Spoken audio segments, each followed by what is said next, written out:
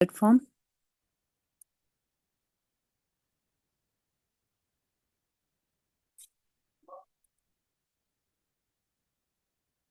जय गुरु जी।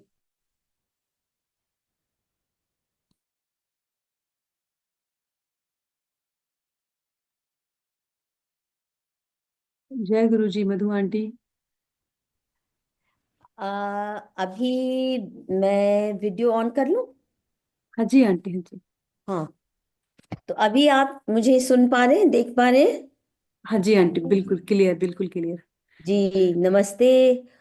जय गुरु जी। शुक्राना गुरु जी, आप रांची की संगत ने मुझे ये ऑनर किया कि मैं आके आपके साथ अपने अनुभव साझे करूं। इसके लिए बहुत बहुत धन्यवाद। अ, मैं वैसे बहुत कम बोलती हूँ, हालांकि बहुत साल से 2001-2 से 2002 से मैं गुरु जी के साथ मेरा जुड़ाव शुरू हुआ। तो यानी अब 23 साल हो गए। पर बहुत कम मैंने ये बातें अपने अनुभव की साझा की हैं, क्योंकि मुझे लगता है कि सभी के इतने स्पेशल हैं गुरु जी। सभी की जर्नी बहुत स्पेशल है। और आ, मेरी में ऐसी क्या कोई खास बात होगी जो मैं सबको बखान करती रहूं। लेकिन आपने बुलाया रेखांटी बड़े प्यार से। तो जो भी मुझे याद आता है, जो भी मैं मोटी मोटी बातें गुरुजी के बारे में जानती हूँ, सीखी उनसे, जो अनुभव रहे वो शेयर करूँगी। जैसा मैंने पहले कहा कि हर एक व्यक्ति सोचता है कि उसके उसका जो गुरुजी के साथ रिश्ता है वो यूनिक है। और गुरुजी सही में उस व्यक्ति की जो गुरुजी से जुड़ जाता है, उसकी हर अच्छाई बुराई को नजरअंदाज करते हुए पल पल उसके साथ रहते हैं। ऐसे सब लोग बहुत से मैंने सुने हैं जो सांस भी लेते हैं तो उन्हें लगता है कि ये गुरुजी की कृपा से आ रही है। तो मेरी जर्नी 2002 में शुरू हुई। अम, बहुत से आप खुशनसीब लोग वो हैं जो हंसी खुशी में जुड़ गए गुरुजी के साथ। मैं ऐसे समय में जुड़ी गुरुजी के साथ जब मैं मेरी मदर की डेथ के बाद 2001 में मेरी माँ का देहांत हुआ। और मैं उसको संभाल नहीं पा रही थी, और बिल्कुल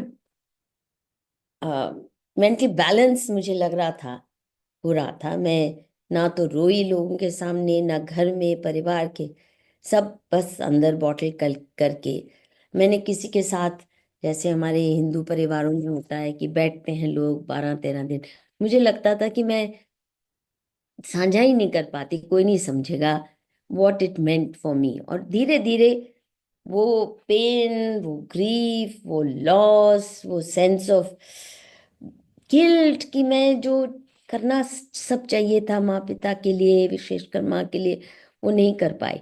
तो संभल नहीं पा रही थी मैं। हालांकि ऊपर से मैं बहुत एक्टिव थी। मेरी ये एक बीमारी सोचे कि चाहे बीमार हूँ, चाहे खुश हूँ, चाहे दुखी हूँ, मैं दिन में 12-13 घंटे काम करने की आदी हूँ। तो बाहर से किसी को नहीं लगता कि मुझे कोई तकलीफ होगी, पर मैं बहुत तकलीफ में थी, बहुत तकलीफ में थी। तो हमारी एक मित्र ने जो गुरुजी के साथ, इनफैक्ट मेनका गांधी अ, हमारी मित्र थी, और वो मुझे बोली कि अ, तुम चलो, गुरुजी तुम्हारी तकलीफ का जरूर इलाज ढूंढेंगे।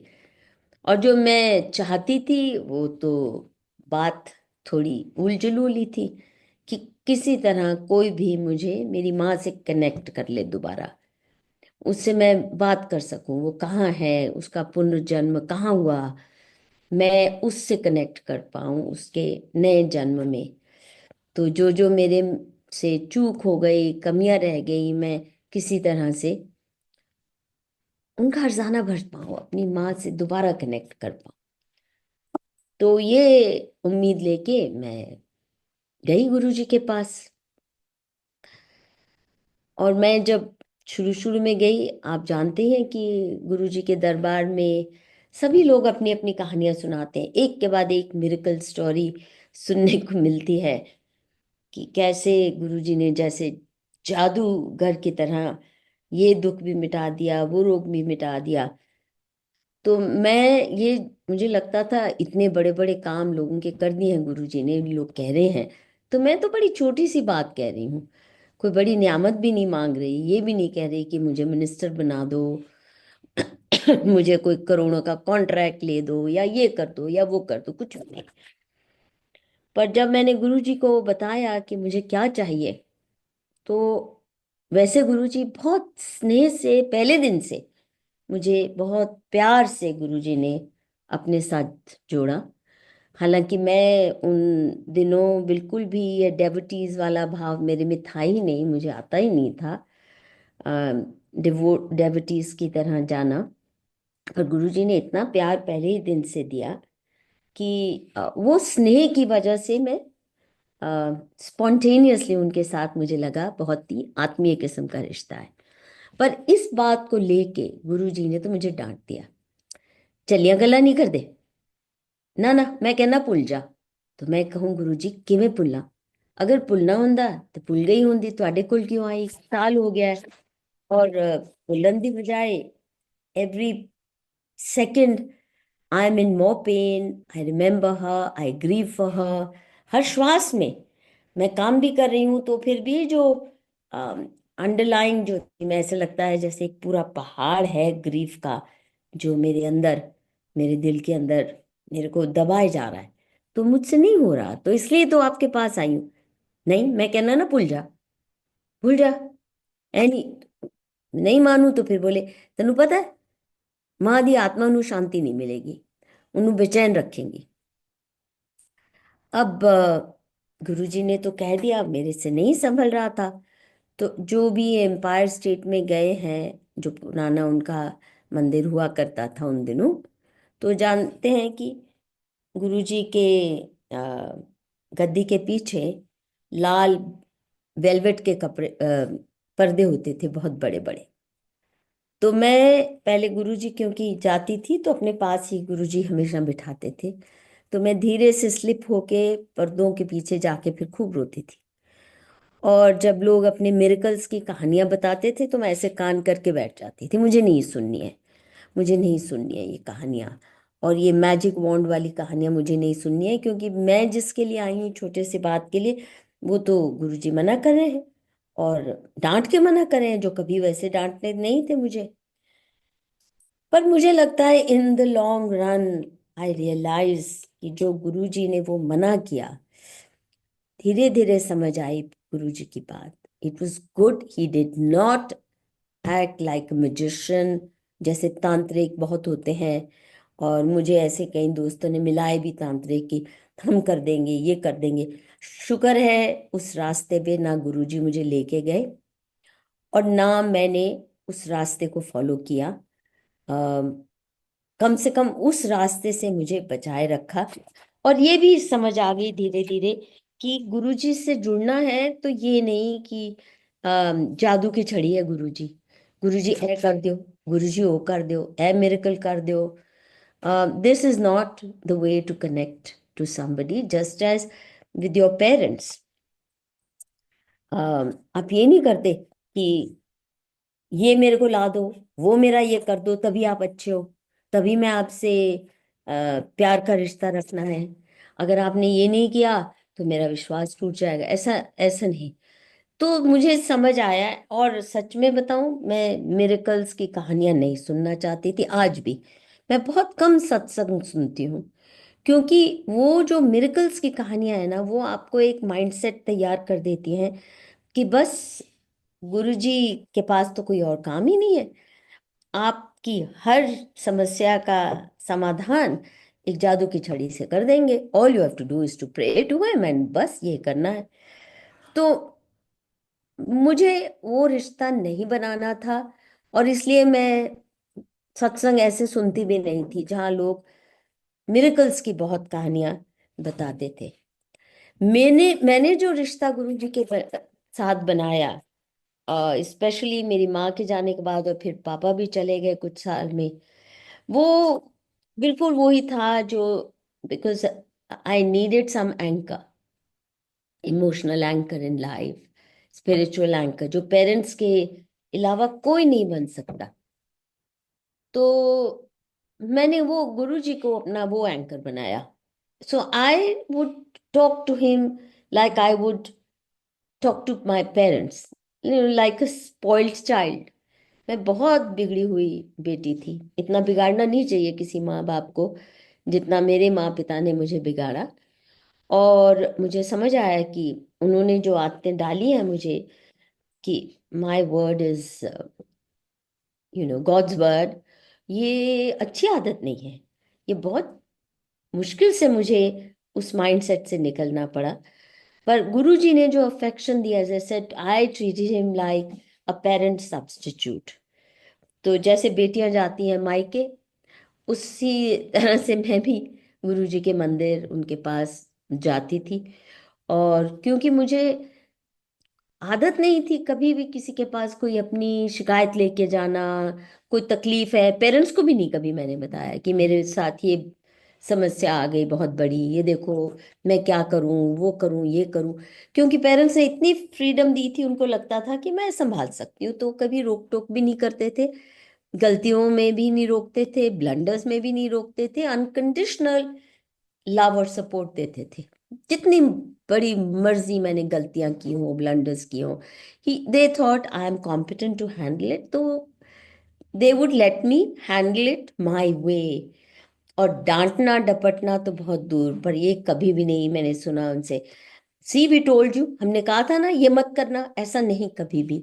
ना मैंने कभी उनसे डांट सुनी, ना कभी फटकार सुनी, और ना कभी मुझे ऐसे लगा कि उन्होंने अपना प्यार मुझसे विड्रॉ किया। चाहे मैंने कितनी मर्जी गलतियां की, चाहे जितनी मर्जी उनके मर्जी के खिलाफ भी काम किए, फिर भी उन्होंने बहुत, इसी किस्म से गुरु जी के साथ भी बिल्कुल वैसा ही रहा। And I would also but गुरु जी के साथ मेरा ये था कि मैं जो कभी किसी और के साथ शेयर नहीं करती थी अपनी प्रॉब्लम्स, गुरुजी के साथ मैंने बात करनी शुरू कर दी। नॉट नेसेसरली शब्दों में जाके, जैसे बहुत से लोग दरबार में जाके हर समस्या उनसे पूछते हैं, मैं इतना ज्यादा वो नहीं करती थी। बट मन में कि गुरुजी ये देखो ना क्या हो रहा है, अब मुझे संभल के सही डिसीजन का रास्ता बता दो, कोई मिरेकल नहीं करो। और गुरुजी ने, मैं आई मस्ट से, in my life Guruji has come to my aid only in the sense of giving me strength to deal with big and small crises, come out of them strongly. और मेरा जीवन भी ना बहुत रिस्क वाला है, not because of my personal problems, ऐसी कोई नहीं है।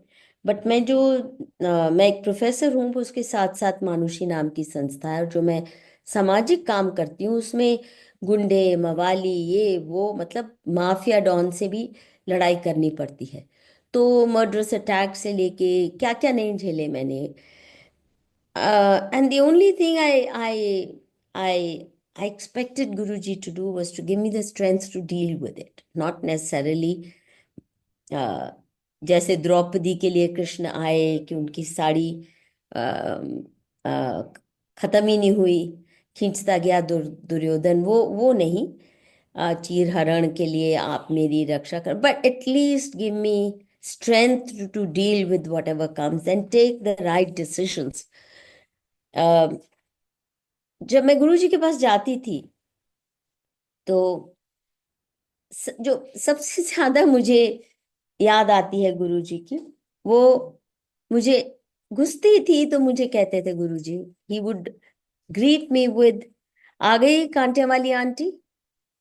The moment I entered, this was Guruji's way of receiving me, कांटे वाली aunty.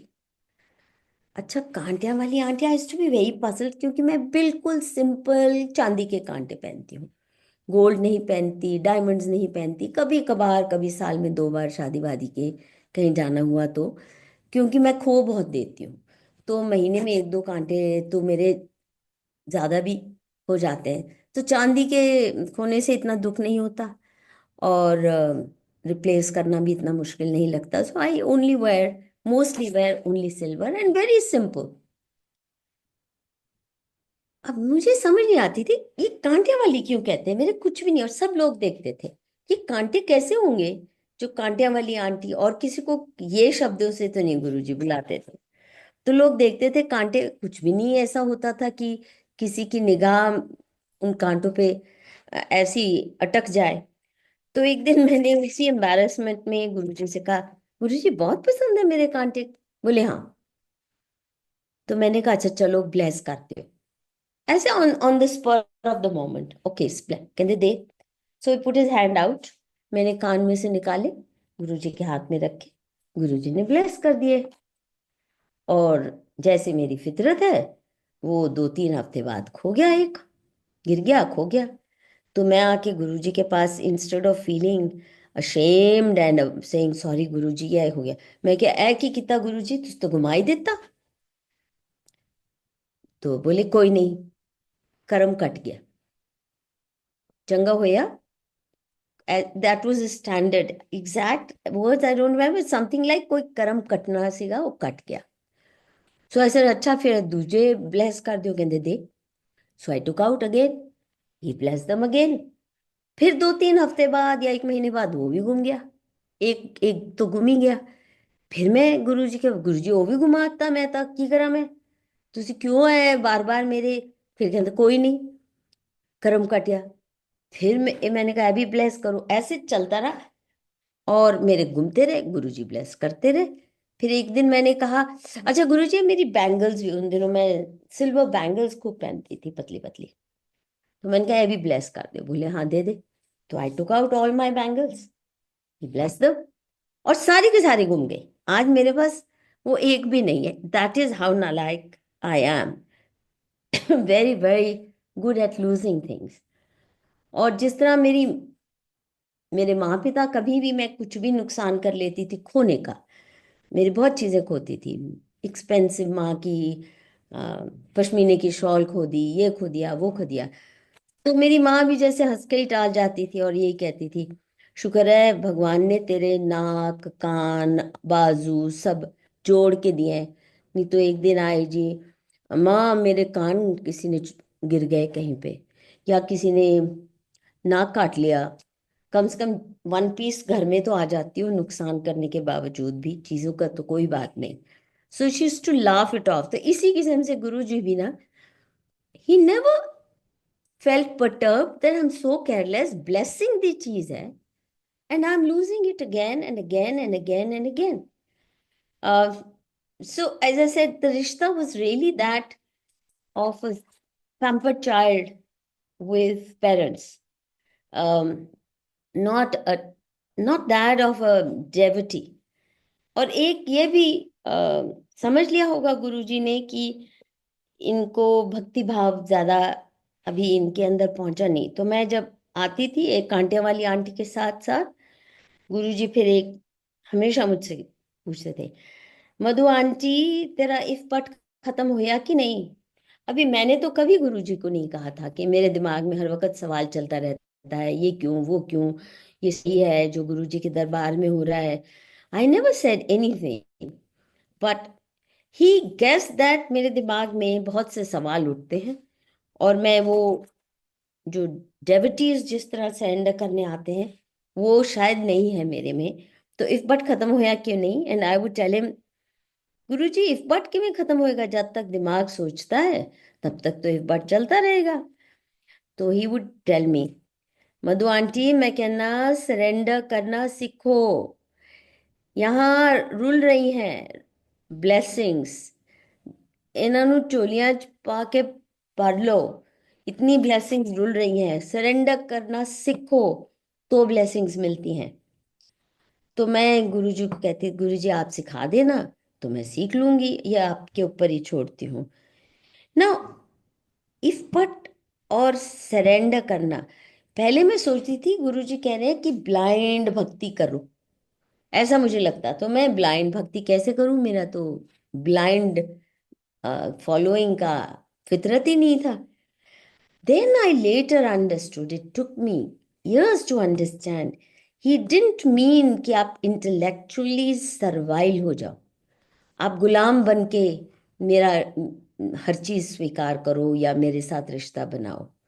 What he meant is ego और अहंकार सरेंडर करो. और मुझे लगता है कि वो जो लेसन है ईगो और अहंकार, विशेषकर मेरे जैसे व्यक्ति के लिए, जिसको ये लगता था कि अब जैसे अब वो गुरुजी का एक भजन है ना, तू बदल तू सकदा है, मेरे हत्थां दियां लकीरां नू, मेरे मत्थे दियां लकीरां नू. तो मैं उन दिनों मूर्ख होती थी, सोचती थी कि ये हाथ की लकीरें क्या है, ये तो कर्म से बनती हैं. तो मैं कर्म से अपनी किस्मत अच्छी बुरी जैसी भी है उसी से बनाऊंगी. तो मैं बहुत कर्म योग में विश्वास करती थी. पर वो भी ईगो है कि आप अपना भविष्य खुद बना सकते हैं केवल और केवल कर्म से. ये मुझे समझ आई कि ईगो वो जो है आपके रास्ते में आता है, कर्म सब कुछ नहीं है. वो बहुत अहम है, उसके बगैर तो ब्लेसिंग्स के हकदार भी नहीं है. लेकिन ये अहंकार की बात है, क्योंकि आपकी डेस्टिनी में उसको शेप करने में ब्लेसिंग्स का जो हाथ है, आपके माँ पिता की ब्लेसिंग्स का, आपके गुरु की ब्लेसिंग्स का. और मुझे इससे पहले मैंने मतलब मैं हमेशा कहती थी टीचर तो बड़े मिल गए, स्कूल में भी थे, कॉलेज में भी थे, यूनिवर्सिटी में भी थे, टीचर कहूंगी उन्हें, गुरु नहीं मुझे कोई मिला. सो जो एक गुरु के सामने सरेंडर करना होता, हम कहाँ करते थे. अब जेएनयू में स्टूडेंट हूँ, मिरांडा हाउस में हूँ या जहाँ भी, तो सवाल जवाब करते थे टीचर्स के साथ भी. जो पुरातन काल के गुरुकुल होते हैं जिनमें गुरु के आगे आप सरेंडर करते हैं, वो कल्चर में तो हम पढ़े भले थे ही नहीं. पर गुरु जी ने सिखाया, जैसे मुझे कभी किसी के पाँव छूने की आदत नहीं थी, तो शुरू शुरू में ये भी नया अनुभव था मेरे लिए, झुक के पाँव छूना और माथा टेकना. It was a very novel experience and I am so glad I learn it. झुकने में, माथा टेकने में, ईगो सरेंडर करने में जो फ्रीडम है वो इस ईगो को पालने में नहीं है. So in that sense I like the fact कि ईगो परफोरेशन मैंने खुद ही करनी शुरू कर दी. और वो बहुत ज़रूरी होती है आपकी. आपका सबसे बड़ा दुश्मन तो आपकी ईगो और अहंकार ही बन जाते हैं. So I think that's what he meant, and it took me a while to understand, and I worked very hard on controlling my ego and understanding कि सारी मेरी डेस्टिनी मेरे हाथ में नहीं है, ये ब्लेसिंग्स के साथ ही आ, मिलती है. और ये जो मेरा फेवरेट आज भजन की जो लाइनें हैं, तेरे दर का है शुक्राना, मेरे झुके सर का है शुक्राना. This is what I thank Guru ji most for. झुकना सिखाया, और बिना झुके तो आप गुरु के हो ही नहीं सकते. जिस प्रकार आप माँ बाप के भी सगे नहीं हो सकते, उनके सामने झुकना न सीखो तो, उनके आगे आप सर नवाना न सीखो तो. So I really learned this and I consider it very very important. पर फिर भी मैं आज्ञाकारी तो नहीं थी, जैसे माँ पिता के साथ भी आज्ञाकारी नहीं थी. उदाहरण के लिए, जब गुरुजी की सत्संग होते थे एम्पायर एस्टेट में, ना that is extreme south Delhi, और मैं उन दिनों extreme north Delhi civil lines में, दिल्ली के सिविल लाइंस एरिया में रहती थी. वहां से जाना वॉज रियली, पूरा दिल्ली का ये बॉर्डरिंग गुड़गांव है, which means south west, and I was in extreme northeast. So it meant the entire length of Delhi I had to cross. और सत्संग जो था शाम को ही होता था, हफ्ते में शायद 2 दिन, अब मुझे वो भी नहीं याद किस किस दिन होता था. और उसके बाद फिर लंगर होता था, कई घंटे चलता था. अब तो बड़ा क्लियर है जो हमारी पुरानी सत्संग है 1.5 घंटे का होगा, एक डिसिप्लिन आ गया। पर गुरुजी के दरबार में तो ये होता था, आप जाते हैं, स्टार्टिंग पॉइंट तो होता था, and point was not in your hands. ये जरूर था कि इतनी देर बैठोगे, सत्संग होगा, लोग अपनी अपनी बातें भी बताते थे और शब्द कीर्तन चलते थे, और फिर लंगर सब मिलके खाते थे। पर उसके बाद भी अक्सर ये होता था, गुरुजी जब सब लोग आज्ञा लेने जाते हैं लंगर के बाद, तो अक्सर गुरुजी कुछ ना कुछ प्रसाद भी देते थे हाथ से अपने।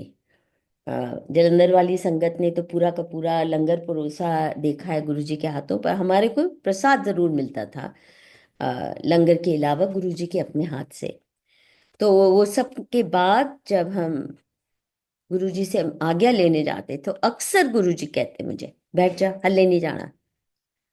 अच्छा, अब हल्ले नहीं जाना का मतलब मीन्स, मान लो 9 बज गए, 10 बज गए, 10:30 बज गए, और मुझे जाना है सिविल लाइंस, 1.25 घंटे 1.5 घंटे की जो भी ड्राइव है, अंधेरा खासकर सर्दियों में। और पहले तो मैं ड्राइवर को लेके जाया करती थी, पर ड्राइवर उधर ही रहता था, और उसकी पत्नी खाना नहीं खाती है जब तक वो घर नहीं पहुंचता, तो मुझे लगता था मैं कैसे उसकी पत्नी को भी भूखा रखूं। तो मैं फिर अपने आप ही ड्राइव करके ले जाने लगी। या ये अक्सर होता था, मेरे का कहती थी कि मेरे घर आ जाओ, अपनी गाड़ी वहां रखो, फिर दोनों इकट्ठे जाएंगे। So when we were together that was another thing, तो उसके घर से फिर मैं ड्राइव करती थी। पर there were times that I was all alone, और सर्दियों की रात में खूब अंधेरा होता था उस रास्ते पे, कोई ना बंदा ना बंदे की जात। It was totally unpopulated between Empire Estate and all the way up to almost ये जो IIT गेट का जो क्रॉसिंग है, जो कुतुब मेहरोली वाली रोड, वहां तक आके, वहां तक बिल्कुल अंधेरा गुप हुआ करता था उस रूट पे। और यू ऑल अलोन, आपका टायर ही पंक्चर हो जाए, आप क्या करो। So it was not easy, that didn't frighten me as much, I must say. But ये था, मैं गुरुजी को शिकायत से कहती थी, गुरुजी बाकी सभी के गुरु ये कहते हैं जल्दी सो जल्दी उठो, आप तो सोने ही नहीं देते। अब मैं रात को 1:30 बजे घर पहुंचूंगी, आप बिठाए रखोगे, तो मैं कब सोऊंगी, तो कब उठूंगी कल पूरा दिन। He would laugh it of, but he never said अच्छा जा जा जल्दी जा, नो। जब उन्होंने बिठाना होता था तो बिठाते ही थे।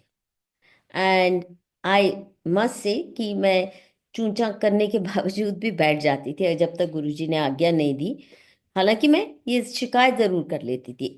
Most people thought it was a big honour if Guruji asked you to stay back, which is true, कि उनको तो आपकी कोई जरूरत नहीं है।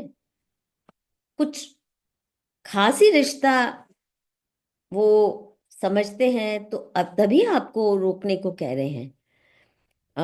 But as I said, I talked to him like I would to my parents, like a pampered child, and he treated me like that too. He never ever कभी डांटा नहीं, except over my mother, पुलजा, मैं क्या ना पुलजा, दोबारा ने गल करी।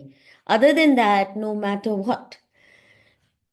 दूसरा मुझे जो बहुत ही प्रिविलेज लगता है, बहुत प्रिविलेज लगता है, कि गुरुजी हमेशा अपने पास बिठाते थे। बिल्कुल जैसे मैं आई, he would ask me to come sit near his throne. बहुत सुंदर उनका तभी भी आसन होता था। And very many times he would ask me, मेरे हाथों ਨੂੰ दबा दे, और shoulders, but more often than not हाथ दबाने को कहते थे। और जिसने भी गुरुजी को बॉडीली फॉर्म में देखा है वो जानते हैं that he had the most baby like soft skin on earth. 6 महीने के बच्चे की जितनी त्वचा नरम होती है ना, और गुलाबी गुलाबी, गोरे गोरे चिट्टे हाथ, और गुलाबी गुलाबी, इतनी नरम कि मुझे ना कई बार शर्म आती थी कि मेरे हाथ तो कितने खुरदुरे लगते होंगे गुरु जी को, बिकॉज उनके कंपैरिजन में वैसे मानते हैं कि स्त्रियों के हाथ नरम होते हैं पुरुषों के बनिस्बत, पर यहाँ बिल्कुल उल्टा था. Nobody could compete with the softness of his hands. So I used to feel a bit shy, but then it was such an honor कि गुरुजी के हाथ दबा रहे हैं. और उनको थी सर्कुलेशन की प्रॉब्लम्स. हाँ, कभी मुझे पाँव तो नहीं दबाने को कहा, या शोल्डर्स या हाथ दबाने को कहते थे, which meant most of the time I sat very close to उनके चरणों के बिल्कुल पास. और इसलिए आप जो भी उनके दरबार में गए हैं उनके शारीरिक रूप चोले में, तो जानते होंगे कि कोई गुरुजी डिस्कोर्स नहीं, कोई भाषण नहीं, ऐ करो वो ना करो, ऐसा कुछ भी नहीं. प्रवचन भी नहीं होते थे. लोग आते थे, सर झुकाते थे, आशीर्वाद लेते थे. गुरुजी कुछ प्रसाद भी कई बार दे देते थे उसी वक्त. और फिर कुछ एक लोग उनसे अपनी पर्सनल बातों की कोई ना कोई समस्याओं का उपाय मांगते थे. तो personal one on one consultation ऐसे होती थी. तो बहुतों की मैं सुनती थी. वहाँ मिनिस्टर्स भी आते थे, एम्बेसडर्स भी आते थे, बड़े बड़े वकील भी आते थे, और अफसर भी, आईएएस ऑफिसर हैं, मतलब तरह तरह के हुज हु कॉर्पोरेट हॉन्चोज. और आप जानते ही हैं, अगर आप दिल्ली के पावर कॉरिडोर्स में आपका या पावर सर्किट्स में थोड़ा बहुत भी जानकारी है, तो कितना भ्रष्ट है ये सारा सिस्टम. और ब्यूरोक्रेसी कितनी भ्रष्ट है, पॉलिटिशियंस कैसे कैसे हैं. आई थिंक लुटियंस दिल्ली में जितना करप्ट और अनएथिकल लोगों की जो पर स्क्वायर माइल जमघट है, वो दुनिया में कहीं नहीं हो मतलब बाकी देश में कहीं भी नहीं. So that's why it's a very crime ridden city, because यहाँ सारे देश भर के corrupt politicians, corrupt bureaucrats, corrupt. तो इनमें से कईयों को मैं जानती थी, और कई आते थे जब. और because I was in engaged in public life, so I knew and I would. कोई जब बहुत ही खास करप्ट बंदा आ जाता था, चाहे ब्यूरोक्रेट या पॉलिटिशियन, जिसके बारे में मुझे पक्का होता था कि ये बहुत धूर्त है और बहुत सताता है लोगों को, स्पेशली गरीबों को. मैं I used to work a lot with street vendors, rickshaw pullers, ये वो फलान ढिमका. तो मैं गुरुजी को, वो जैसे जाता, मैं गुरुजी इन्हू ब्लेसिंग नहीं देना, बहुत गंदा है, बहुत करप्ट है, बहुत तंग करता है लोगों को, गुरुजी इसको ब्लेसिंग मत देना. Now it is really presumptuous of me. मुझे भी हैरानी होती है कि मैं गुरुजी को कहती थी और वो हंस देते थे. कभी गुरुजी ने मुझे डांट के नहीं कहा, जिसका उनको पूरा अधिकार था कि गुरु मैं हूं तू है, who are you to tell me किसको ब्लेसिंग दूं किसको ना दूं. But he didn't. And so I would tell him, and sometimes I would feel very upset. अगर जो बहुत, जिनके अपराध अक्षम्य होते हैं ना, जिनको माफ नहीं करना चाहिए, ऐसे लोग भी आते थे, तो मैं बड़ी अपसेट हो जाती थी. फिर भी मैं वो पर्दे के पीछे जाके या रोने शुरू हो जाती, या निकल के जाती थी, गाड़ी अपनी गाड़ी ड्राइव करके कहीं पार्क करके. आई वुड क्राई कि ये देखो कैसे कैसे लोग आ रहे हैं, ऐसे लोगों के बीच में मैं क्या ब्लेसिंग्स दूं. I too feel very very deeply upset. ये बहुत साल बाद मुझे समझ आई कि गुरुजी तो शिव के साधक है ना. अम, तो शिव की बारात तो कहते ही हैं, उसमें बिच्छू भी, सांप भी, भालू भी, रीछ भी, तरह तरह के प्राणी, अच्छे भी बुरे भी. तो गुरु जी का दरबार भी शिव की बारात की तरह बिच्छू, सांपों और अच्छे अच्छे लोगों से, मतलब सभी प्रकार के. तो जैसे अब शिव से आप भगवान शिव से आप बहस नहीं कर सकते कि इनको क्यों जन्म दिया, ये तो गंदे हैं. You can't do that. ये सृष्टि की क्या कर्म फल है, किसको क्या मिलना है. एक मधुकेश्वर कौन होती है तय करने वाली. But more importantly the way I reconciled with it, because मैं करप्ट लोगों के साथ बैठ के, चाहे वो कितने मर्जी पावरफुल हो, चाहे मेरे सगे दोस्त हों, बच्चे करीब हों, but once I discover that they are dirty and filthy people, मतलब गंदे काम करते हैं, तो मेरे ना शरीर में भी my skin erupts into an allergy उनके संगत में। मैं नहीं बैठ सकती हूँ। मैं मानती हूँ कि संगत आपकी साफ होनी चाहिए, और ये दरबारी संगत मुझे पसंद ही नहीं थी। तो उन लोगों से तो मैं कभी भी समझौता नहीं कर पाई, बट इस बात से तो मुझे समझ आ गया कि गुरुजी के पास जो आता है अपना कर्म फल लेके आता है, उसको ब्लेसिंग्स मिलती हैं, और बहुतों को दी, उनकी जिंदगी बदल दी। अ, जैसे जो हमारे प्रेसिडेंट हुए प्रणब मुखर्जी, वो आए, तो बिल्कुल उनका पॉलिटिकल फ्यूचर डामाडोल था, कुछ भी नहीं समझ आ रहा था उनको। गुरुजी हमारे सामने आए, सो एडवाइज हिम कि जाके तू इलेक्शन लड़ ले। ही सेड मैं तो कभी नहीं लड़ा हूं, मैं तो राज्यसभा मटीरियल रहा हूं। नहीं नहीं, तू लड़ ले, you will see. And he guided him, and you know the rest is history, he became the president of India, though there was nothing in him to qualify him for that great job. But एक बात तो है कि बहुत से लोग गुरुजी की blessings लेके आगे चल लेते थे, जैसे उनका सुधर गया। जैसे शरद पवार भी आए थे अपने कैंसर ऑपरेशन से पहले, फिर भूल गए। पर प्रेसिडेंट स्टेट में भी प्रणब मुखर्जी और उनकी जो गर्लफ्रेंड थी, वो बहुत भारी सत्संग कराते थे। At least they stayed connected to Guruji even after he reach one of the highest positions. तो जैसा मैंने कहा ना कि ये मुझे समझ नहीं आती थी कि कैसे ऐसे लोगों को, पर देन ईश्वर की प्रकृति है, उसमें किसको क्या मिलना है, मधुकेश्वर तो उसका फैसला कर नहीं सकती है, बस उनसे दूर रह सकती है। मेरे हाथ में यही है कि मैं ऐसे लोगों की संगत ना करूं, उनका भाग्य जो है उनको मिलने दे। But what I learn from that is this, कि जैसे उनको ब्लेसिंग्स मिली या उनके साथ कुछ अच्छा हो गया, तो बहुत से लोगों को ये लगता था, और लगता भी होगा, अरे ही डिडंट डिजर्व इट, इतना गंदा है वो तो, इतना करप्ट है ये तो बिजनेसमैन, देखो कितनी मेहर बरसा दी गुरुजी ने। अगर मैं लोगों को देख के ये कह रही हूं कि अरे इसको क्यों ब्लेसिंग दे रहे हो, तो कम से कम मैं अपने जीवन को थोड़ा इतना तो सुधार लूं कि किसी को ये ना कहना पड़े, गुरुजी मधुकेश्वर नु क्यों ब्लेसिंग दे रहे हो, इन्हू क्यों अपने पास बिठा रहे हो, she is so and so, so do I deserve it? In other words, I learned to ask myself, not look at others. I just learned to ask myself कि क्या मैं डिजर्व करती हूँ गुरुजी की ब्लेसिंग्स, और कैसे मैं और डिजर्विंग, क्या क्या मेरी कमियां हैं जिनको मैं दूर करूं ताकि मैं ब्लेसिंग्स की डिजर्व करूं, मैं हक से कहूं कि मुझे, मैं इस लायक हूं कि आपके दरबार में आके मैं सर झुका के ब्लेसिंग्स मांगूं और आप मुझे दें, क्योंकि मैं कम से कम कोई ये ना कहे this is undeserving. So I started working on my self instead of worrying about और क्या आता है दरबार में, क्यों आता है, क्या मिलता है, क्या नहीं मिलता है। ये सब मुझे छोड़ के केवल अपने ऊपर कंसंट्रेट करना पड़ा।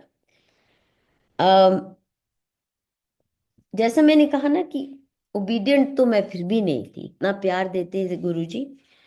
उदाहरण देती हूँ मैं एक और how gracefully Guruji would accept it.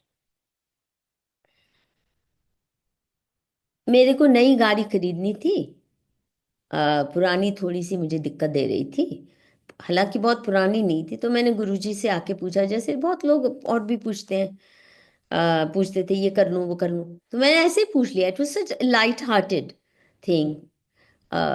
बड़ी बातें तो मैं इतनी नहीं, एक दो ही पूछी, पर मैंने पूछा गुरुजी केड़ी गड्डी लावा, what car shall I buy? And I had no idea he is so up to date with the latest models, so he said Swift Dzire खरीदी। अब स्विफ्ट डिजायर उन दिनों नई नई आई थी मार्केट में, बिल्कुल। तो सर अच्छा, मेरे को तो पता भी नहीं, मैं आई एम द काइंड, चलती का नाम गाड़ी। गाड़ी वो है जो चार पहिए है, यहाँ से वहां ले जाने के लिए। मुझे ना तो ब्रांड पता होते हैं, ना मैं पहचानती हूँ, क्या है क्या नहीं। तो मैं गई मारुति के शोरूम में देखने, और मैंने देखा डिजायर वैसे तो ठीक ठाक लग रही थी, नई वाली मॉडल, लेकिन अंदर से पूरी काली। और गर्मी में मेरे को तो गर्मी लगती भी बहुत ज्यादा है, तो मैंने ये काली कलूटी में कैसे बैठूंगी, उबल जाऊंगी मैं। तो मैंने कहा नहीं, मुझे ये वो कोई गाड़ी दिखाओ जो अंदर से बहुत लाइट है, मैं ये नहीं ले सकती। तो against Guruji's advice I went for Maruti esteem, because वो अंदर से पूरी साफ वाइट सी, ऑफ वाइट थी, और सिल्वर ग्रे कलर था बाहर से भी, नॉट लाल। उन दिनों मारुति जो भी थी वो लाल लाल आती थी डिजायर, और अंदर से काली। तो मैंने बिल्कुल हल्के से रंग की ली ताकि गर्मी मुझे ना लगे। तो मैं गई गुरुजी के पास, मैंने कहा गुरुजी मैं नई गड्डी तो खरीद ली, बट मैं स्विफ्ट नहीं खरीदी, वो काली कलूटी मेरे से नहीं खरीदी गई। तो बोली क्या खरीदी, जो भी मैंने बताया। बोले अच्छा दे चाबियां दे। ही टुक, आई सेड हाँ ब्लेस कर दो। He took the keys in his hands and he blessed the keys. And believe you me, बहुत ज्यादा, मैंने कहा ना मिरेकल्स नहीं मेरे लाइफ में, गुरुजी ने मेरे बहुत इम्तिहान लिए हैं, बड़ी मेहनत कराई है हर मुश्किल को पार करने के लिए। बस सिर्फ यह है आपको स्टैमिना दिया है, और आसानी से कोई जादू की छड़ी नहीं कि एक के बाद एक सब काम होते जा रहे हैं अपने आप, ये गुरुजी ने कह दिया तो। पर वो गाड़ी ने जितने साल रही, खराब तो नहीं हुई, बट मोर इम्पोर्टेंटली उन दिनों मेरे पे 3 मर्डरस अटैक्स हुए, तीनों बार वो गाड़ी की वजह से मैं बची हूँ। मर्डरस अटैक्स इसलिए कि मैं स्ट्रीट वेंडर्स का काम करती थी, तो एक मॉडल मार्केट बनाई थी वेंडर्स के लिए। It became the first bribe free zone, बड़ी सुंदर, वेल प्लान्ड स्टॉल, सुंदर अट्रैक्टिव पेमेंट, ये वो क्या क्या। तो उसको तो बल्कि यूनाइटेड नेशंस ने भी कहा this is a good model for empowerment of the poor, वगैरह वगैरह वगैरह। लेकिन सारे गुंडे मवाली जो हफ्ता लेते हैं, पुलिस वाले, municipal councillor, municipal employees, municipal sweepers, MLA, सारे कि हमें स्टॉल दो हमें स्टॉल दो। ये तो मैंने कहा ये वेंडर्स के लिए है, आपके वीआईपीज के लिए थोड़े हैं। Anyway, the point is I did not agree. तो रोज गुंडा अटैक होते थे, और वहाँ था भी उस एरिया में गढ़ था छोटे मोटे माफिया डॉन्स का, पॉलिटिकल माफिया डॉन्स और प्लेन गुंडास। तो बहुत हम पे हमले हुए and murderous attacks.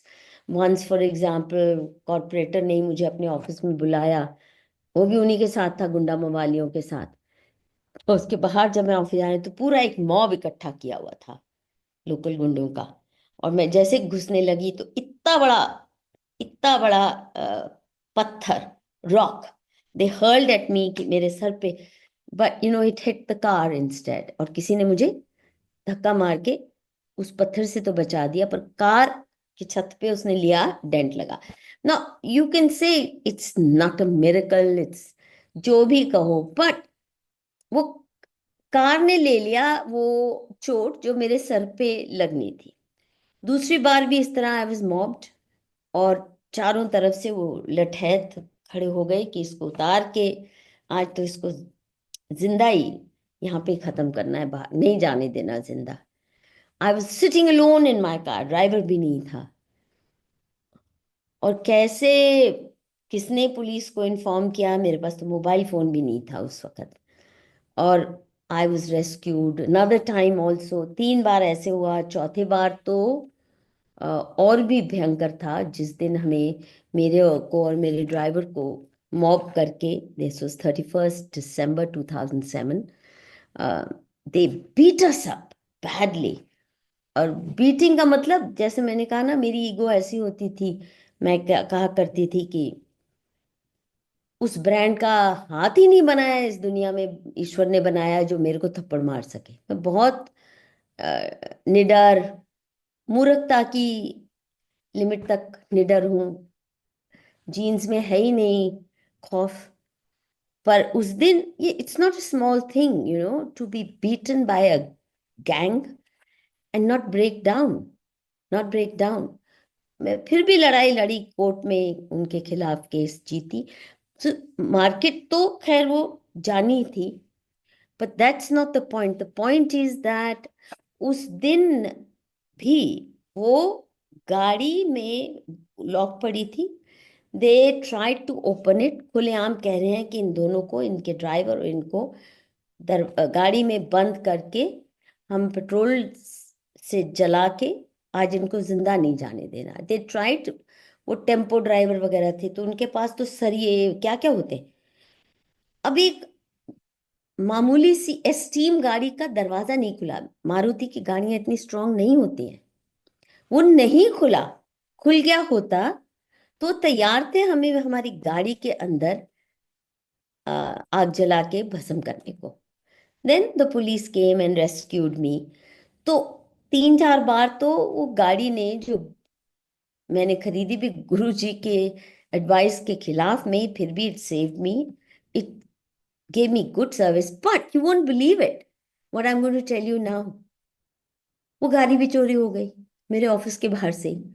I don't want to sell it, पुरानी भी हो गई तो मेरा मन नहीं करता था कि मैं इसको बेचूं, क्योंकि गुरु जी की ब्लेस्ड गाड़ी है। I don't want to sell it, but वो चोरी हो गई। और इंश्योरेंस एक दिन पहले ही उसकी खत्म हुई थी। मैं सोच रही थी कल ही करूंगी। सो चलो, फाइनेंशियल लॉस तो हुआ सो, but I had learn from then. एक तो वैसे भी मैं नुकसान झेल लेती हूँ बड़ी आसानी से पैसे का, तो पर फिर मेरे को लगा गुरुजी ने तो कोई और कर्म काटना था, तो वो भी खो दी मैंने गाड़ी। I would have otherwise kept it, I would not have sold it. चाहे साल में एक दिन निकालती, सिर्फ गुरुजी की याद में घूमने की नई गाड़ी लेने के बावजूद भी। सो it is amazing that his blessings have come to me mainly in the way of, मैं कोई भी टूट जाता, जितने मैंने झेले हैं ना पिछले कितने सालों में, अटैक्स, गुंडास, चीटिंग, लॉसेस, मैं गिनती करूं तो किसी का भी हार्ट फेल हो जाए, but I honestly stayed strong, and to me that is the biggest blessing. he gave me strength not to cry, रोते हुए कहीं नहीं जा रही, नॉट सीकिंग सिंपथी, पिटी। मेरे माँ पिता को भी, मेरे भाइयों को भी नहीं बताया मैंने जिस दिन ये सब हादसे हुए। They don't know anything, because I am not use to रोते हुए जाना किसी के पास, परिवार में भी, कि ये मेरे साथ हो गया। I just took it by my self. जो हमारे मानुषी के संस्था के कॉलीग्स, उन्हें तो पता ही था।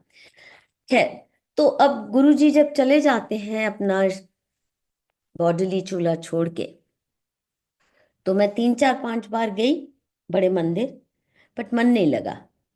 Not to have his physical presence when you're used to sitting right at his feet was too difficult to take, very painful. So I could not connect with what was happening. तो मैंने जाना ही छोड़ दिया। और करीब 7-8 साल में कभी नहीं गई ही नहीं मंदिर। अभी होता यह है कि 2016-17 में, 2016 में विशेषकर, बार बार मुझे फोन आने शुरू होते हैं 2-3 लोगों के,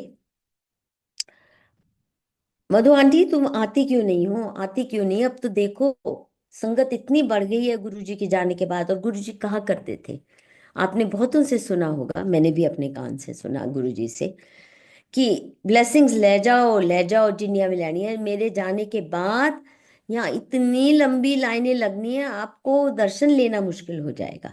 तो जितनी ले सकते हो ब्लेसिंग्स अभी मेरे होते हुए ले जाओ आप पुरानी संगत को, ये कहते थे। तो मुझे नहीं मालूम था कि जो गुरुजी ने कहा है वो बिल्कुल सही हो रहा है। और 4-4 मील लंबी लाइनें लगती हैं वहां पे, गाड़ियों की, और लोग पैदल जा रहे हैं, 1.5-1.5 घंटा पैदल जाना पड़ रहा है उनको। इतनी भीड़ हो जाती है स्पेशल ओकेजन्स पे खासकर, बट इवन जो वीकली संगत में भी इट्स बिकमिंग अनमैनेजेबली बिग। तो मुझे बार बार फोन आ रहा है, मैं कह रही हूँ नहीं मेरा मन नहीं करता, अच्छा सोचूंगी, अच्छा ठीक है, ऑल राइट आई ट्राई।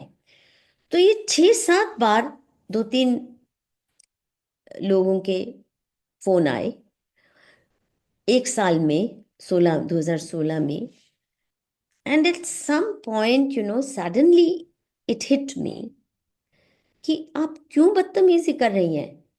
इतनी बार अगर तुम्हें बुलावा आ रहा है, और ये तो मानते हैं कि जब जिसका बुलावा आता है तभी आप पहुंचते हो, तो have you lost touch all together कि आपको नहीं पता कि गुरुजी बुला रहे हैं। नहीं तो ना तो आप कोई चीफ मिनिस्टर हो, ना तो कोई गवर्नर हो, कि आपके बगैर वहां पे उदासी छाई हुई है, क्या हो, कुछ भी नहीं हो, तो क्यों नहीं आप जा रही हो। और ये मैंने अपने को डांट खुद ही लगाई कि अगर आपके सगे भाई या बहन ने भी 7 8 बार आपको बुलाया होता और आप नहीं गए होते, तो आपका सगा भाई बहन भी आपको कहते ना तो ना सही, बहुत अक्कड़ खान है, जरूरत नहीं है इसको बुलाने की। अब आपको गुरुजी के दरबार से आ रहा है, how can you say no. So I decided I better go. So I went with all humility, and they told me कि ये टोकन नंबर मिलेगा, दीपक अंकल को फोन कर देना। और ये पुरानी संगत का ये खास होता है। And I am really really grateful to VP Bhardwaj uncle, जिन्होंने एक ये नई इंस्टीट्यूशनल अरेंजमेंट की कि जो एम्पायर स्टेट वाली पुरानी संगत है, उनके लिए मंथ में महीने में एक दिन अलग संगत होती है। तो हमें लाइनों में नहीं लगना पड़ता, हमारा टोकन नंबर होता है, हमारी गाड़ी वहां तक जा सकती है, दूर पार्क नहीं करनी पड़ती, और स्पेशल ही माहौल होता है। आप बैठते हो दरबार में, 1.5 घंटा कीर्तन सुनते हो गुरुजी की अ, हाजिरी में, और उसके बाद आपको लंगर मिलता है, वो भी आराम से बैठ के, भगड़ा तगड़ी नहीं। So it's very special, and VP is really, I am very grateful to him that started. पर विपी नहीं मुझे फोन करता था, कोई और करते थे। अच्छा, मैंने उस दिन जब गई मैं पहली बार, तो I had no idea what to expect because things were very different. और मैं जैसे ही गई गेट पे ही, I was escorted as though I was some VIP, जैसे कि मैं तो हूं नहीं, और ना मैं कभी उम्मीद करती हूँ कि मुझे कोई वीआईपी ट्रीटमेंट दे। गुरुजी प्यार से अपने पास बिठाते थे, but does mean I become a VIP ना, उनका स्नेह है।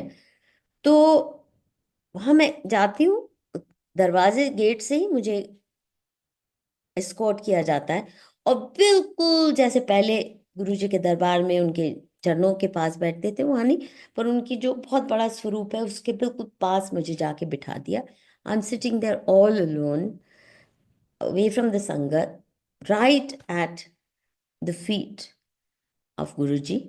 बहुत बड़ा स्वरूप है जो, उसके पास एक स्पेशल सा एनक्लोजर, और मैं आंखें बंद करके शब्द कीर्तन सुन रही हूँ, and I am crying, tears are rolling down my eyes.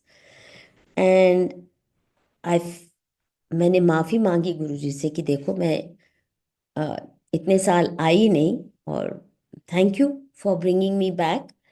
एकाएक somebody taps on my shoulder and says, Madhu आंटी आज भोग आप लगाओगे गुरुजी को। अच्छा, मैं, अरे, I mean that's considered a huge privilege.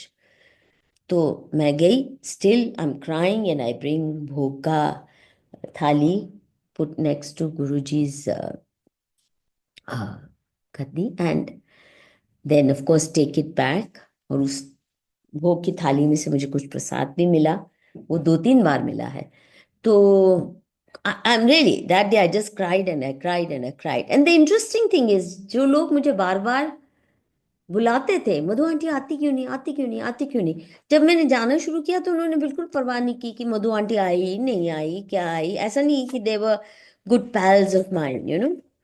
So it clearly means that it was a call from Guruji. Now then I understood within no time, ये हुआ, डायग्नोज हुआ कि मेरे ब्रेन में एक बड़ा ट्यूमर है, जो अनडायग्नोज कितने सालों से मोटा हो रहा होगा। तो गुरु जी को शायद पता था कि इसको ब्लेसिंग्स की जरूरत है। अच्छा, यहाँ ऐसा कोई मिरेकल नहीं हुआ कि मैं गुरु जी के पास गई तो वो ट्यूमर था जो आया एमआरआई में, तो मैंने गुरु जी का आशीर्वाद लिया, प्रसाद खाया, वो ट्यूमर गायब हो गया ना। मेरे साथ गुरु जी ऐसा कभी नहीं। जादू की छड़ी घुमा दे। But to me the biggest blessing is that he took me to the right doctors, he took me to the right surgeon. पहले हम गए इधर उधर, एम्स, फिर किसी ने कहा टाटा मेमोरियल जाओ बम्बई, वहाँ बेस्ट एक्सपर्ट्स हैं, कहीं कैंसरस तो नहीं है। I flew with my brother to Mumbai. वहाँ जाके उन्होंने कहा जो भी है आपका, एक तो कैंसरस नहीं है, बट मोर इम्पॉर्टेंटली दिल्ली में मेदांता अस्पताल जो गुड़गांव में है, वहाँ आपके लिए बेस्ट सर्जन है, यहाँ आपको कोई ज़रूरत नहीं है, go to him. They gave me the name of doctor Dubey, और मैं उनके पास गई। अच्छा, ये तब जबकि डॉक्टर हर्षवर्धन जो मिनिस्टर भी रहे हमारे हेल्थ के, he is very very good human being and a friend of mine, good friend of mine. तो उन्होंने मुझे कहा था, मधु तुम एम्स में कराओ, मैं अच्छे से संभाल लूंगा, you will get good treatment. But somehow AIIMS से मुझे डर लगता है, वहाँ ना सरकारी वीआईपी वो, और ये मिनिस्टीरियल कल्चर। तो मैंने कहा वो इतना डिसऑर्गेनाइज है वो जगह कि मेरे को तो डर लगता है वहां पे जाने से। I chose Medanta, and believe you me, I could not have done better, and this is again some blessing that took me to the right place, to the right surgeon, Dr. Dubey, excellent। और वैसे corporate hospitals में बहुत ज्यादा कहते हैं लोग, overcharge करते हैं, ज्यादा रखते हैं, काट पीट करते हैं, सिर्फ आपको किडनी का इलाज चाहिए तो आपका लिवर भी काट देंगे, ऐसे बहुत सुनने में आता है। But doctor Dubey was such कि उन्होंने कहा था कि 6-7 घंटे की सर्जरी है, रिस्क होता है इसमें, क्योंकि वो काट पीट सिर तो नहीं फोड़ते हैं, पर वो पुराने दिन तो गए। But you will need at least a week in the hospital, ICU से निकलने के बाद भी, to recover, because it's a very serious surgery. और सर्जरी के दौरान भी कुछ भी हो सकता है, वो फट गया तो पैरालाइज भी हो सकते हो, मर भी सकते हो। But you know the best thing is I carried, अच्छा गुरु जी ने एक प्लस किया हुआ था, ओम वाला, उन दिनों गुरुजी ब्लैक लोगों को कहते थे ओम वाला एक पेंडेंट लेके आओ और मैं ब्लेस करूंगा। सो आई हैड ऑल्सो एक गोल्ड लिया था, तो वो मैंने हाथ में पकड़ा था और मैं उसके साथ गई। Least worried, least anxious, I went with the free mind, सिर्फ गुरुजी टेक केयर ना। टेक केयर का मतलब ही put me in the hands of the right surgeon. उसने सर्जरी भी अच्छी की, उसके बाद उसने 3 दिन बाद ही उसे कहा, उसने मुझे कहा भाग जाओ अस्पताल से निकलो, तुम्हें हॉस्पिटल इंड्यूस्ड इन्फेक्शन शुरू हो रही है, यहाँ की इन्फेक्शन लग गई तो बचोगे नहीं। So I want you to live, even though I was in lot of pain at that time. उसने मुझे नहीं रखा, और उसके बाद minimal medical intervention,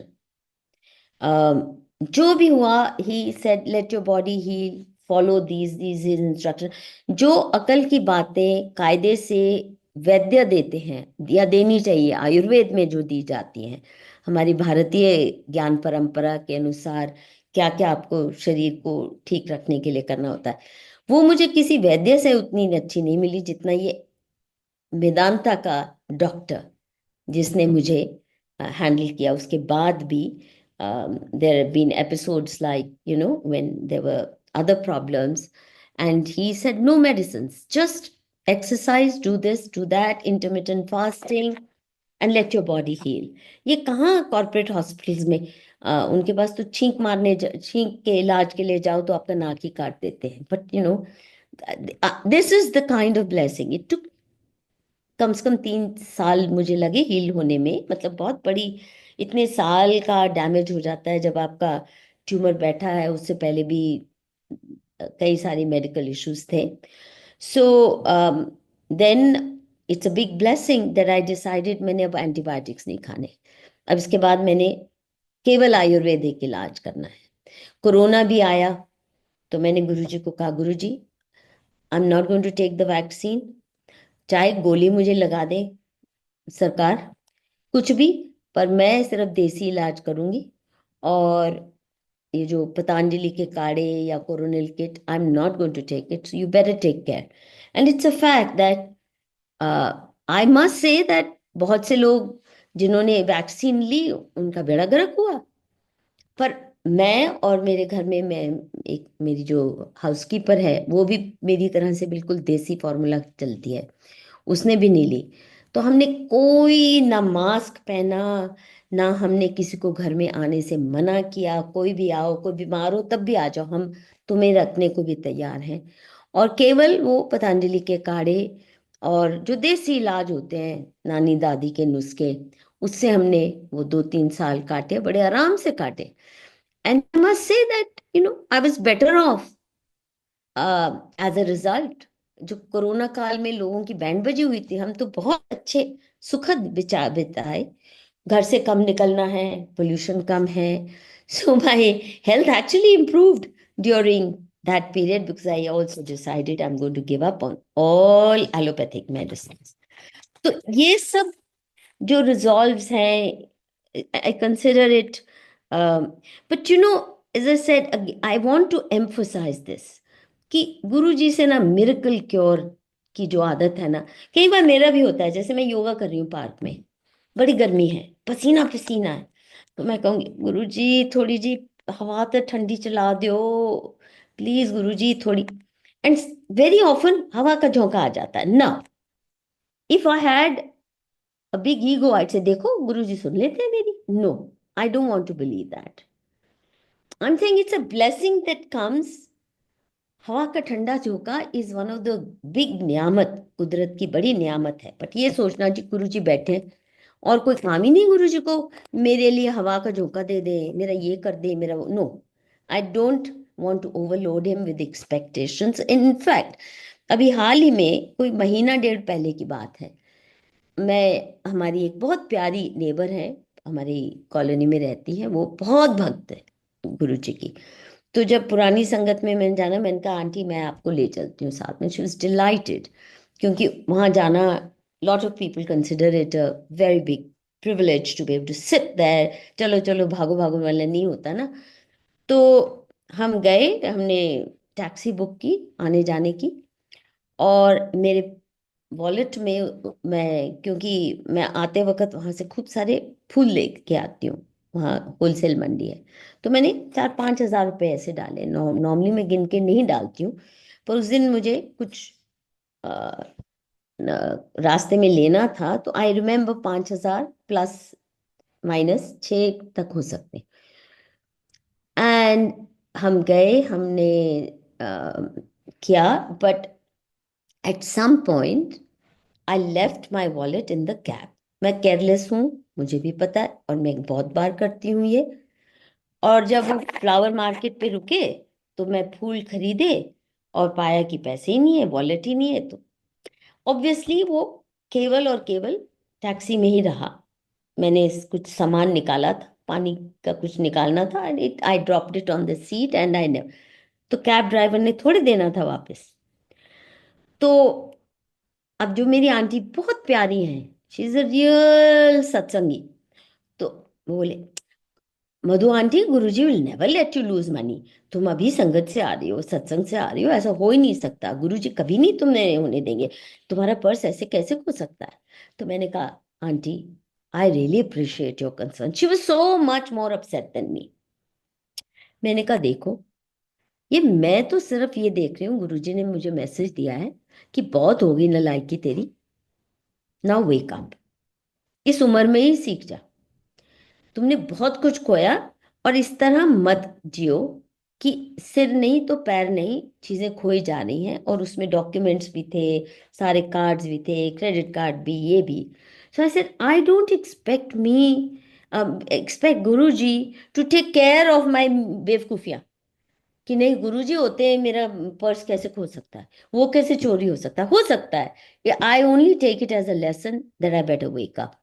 I don't expect Guruji to मेरी बेवकूफियां संभालते रहे, या उनकी ब्लेसिंग है तो मेरे साथ कुछ गलत हो ही नहीं सकता। होगा, जरूर होगा, अगर मैं बेवकूफियां करूंगी तो you know the point that I am trying to make is that let's not put expectations on Guruji which are, उनको इतना लोड मत करें, because I can tell you, बहुत से लोग जो उनको पर्सनली करीब से जानते हैं, दे बिलीव दैट गुरुजी बहुत जल्दी चले गए अपना इस दुनिया से शरीर का चोला त्याग के, क्योंकि इतने लोगों के उन्होंने पाप और दुष्कर्म अपने ऊपर ले लिए। जैसे शिव ने विष किया, तो आप जानते हैं नीलकंठ हो गए। तो his own health actually deteriorated. He used to have a lot of trouble.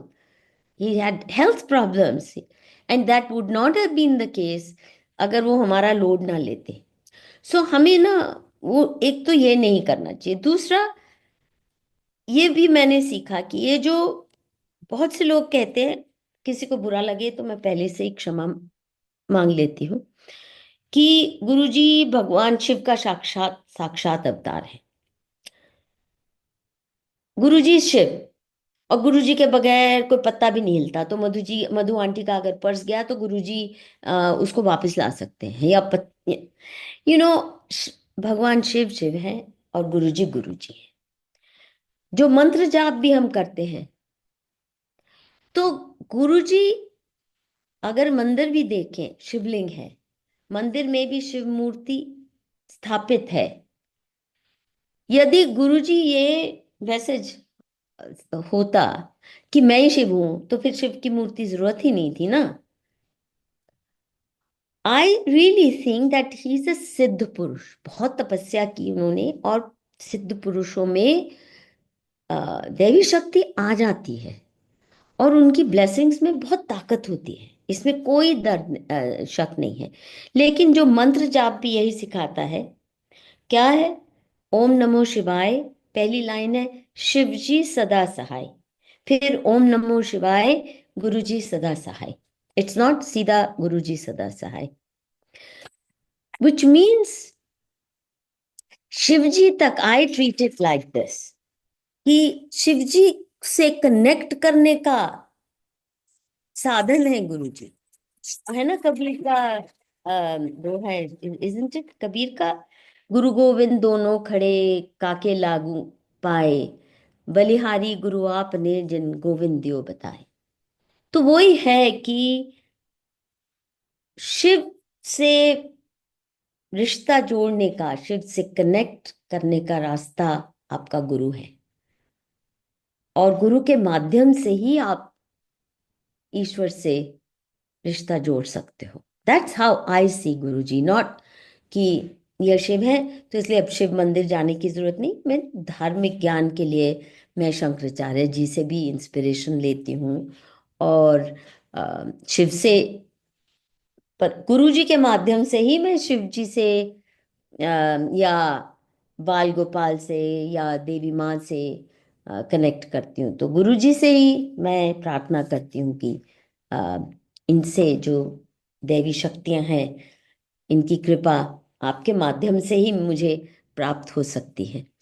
तो ये बहुत जरूरी है कि हम गुरु जी को गुरु जी का स्थान दें, और गुरु का स्थान अ, कम नहीं होता। जैसे कहते हैं ना, माँ का स्थान, मतलब माँ ईश्वर का रूप होती है, पर इसका मतलब ये नहीं कि ईश्वर है, उस रूप में आती है माँ हमारे। But nobody will say that इसका मतलब ईश्वर है ही नहीं, माँ ही है माँ।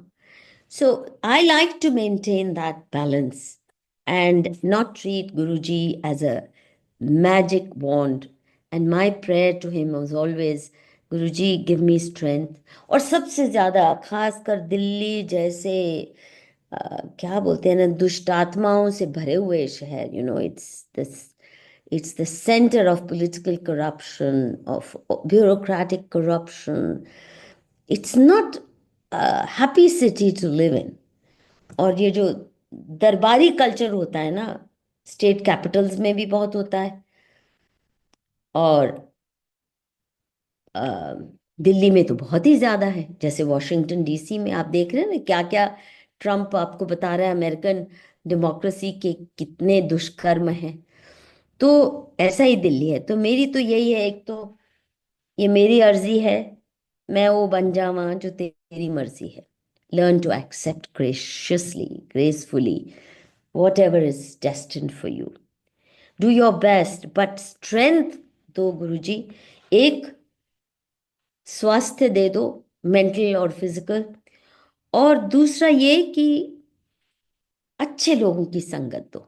Save me from rogues, save me from crooks, save me from thugs. उनकी दरबारियों के कल्चर से दूर रखो मुझे, सरकारी कल्चर से.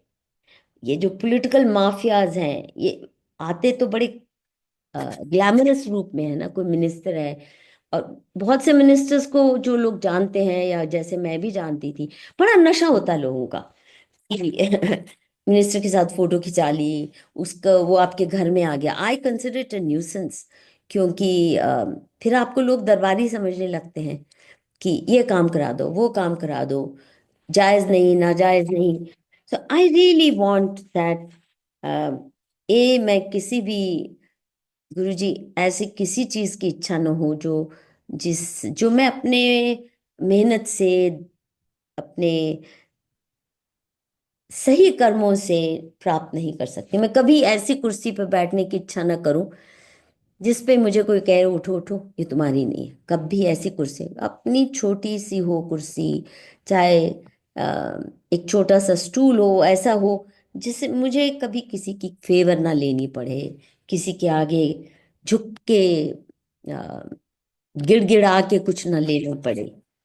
और अच्छी संगत तो बस मेरे जीवन में जो नेगेटिव एनर्जी वाले लोग हैं, हालांकि जो मेरे को सोशल मीडिया पे फॉलो करते हैं, तो मैं बहुत भिगो भिगो के जूते मारती हूँ. I am too blunt for my own good. लोग मुझे कहते रहते हैं, मधु आंटी थोड़ा डर डर डर के बोला करो. पर मुझे आता नहीं है डरना, मैं क्या करूँ, माँ पिता ने नहीं सिखाया. पर गुरुजी ने और भी निडर बना दिया कि स्ट्रेंथ दे दो. And Guruji has been blessing me with that strength, and I pray to him for that. And I want to share with you. Would you like to see? गुरुजी ने मुझे कई कुछ एक चीजें गिफ्ट दी हैं. जैसे ये क्लॉक है, ये गुरुजी की दी हुई है. कोई लेके आया था गोवा से गुरुजी के लिए, और गुरुजी ने अपने हाथ में ली, फिर मुझे कहा मधु आंटी इधर आ, and then he gave it to me. So ये मेरे बेड के बिल्कुल सामने लगी रहती है. इसकी सुई थोड़ी सी आजकल ना पिछले हफ्ते से ढीली हो गई है. ये सी शेल्स की बनी है. It's my big blessing. I also want to show you जो गुरुजी का चोला. एक दिन आए गुरुजी ना, ऐसी उनकी आदत थी कि अ, अ, लंगर के बाद जब संगत चली जाती थी, तो वो अपना अ, चोला जो पहनते हैं सुंदर सा बहुत, वो उतार के आते अंदर से ना, सफेद पैंट और बड़ी नाटी सी शर्ट और वाइट शूज और समथिंग वेरी इंटरेस्टिंग क्लोथ्स. तो फिर आके जमीन पे बैठ जाते थे. तो एक दिन अंदर गए, तो फिर मेरे को ये गुरुजी ने अपना चोला उतार के भी दिया, और जोड़े भी दिए साथ में. तो ऐसे छोटी मोटी चीजें तो गुरुजी देते ही रहते थे. But these are my very precious possessions. And uh, I I hope I didn't take too long. Aunty, अगर मैंने ज़्यादा बोल दिया तो क्षमा करना. मुझे पता नहीं आप मुझे कितना समय देना चाहते थे. I think I have taken a good amount of time. So with these words I would like to conclude. जय गुरु जी. शुक्राना गुरु जी. जय गुरु जी. जय गुरु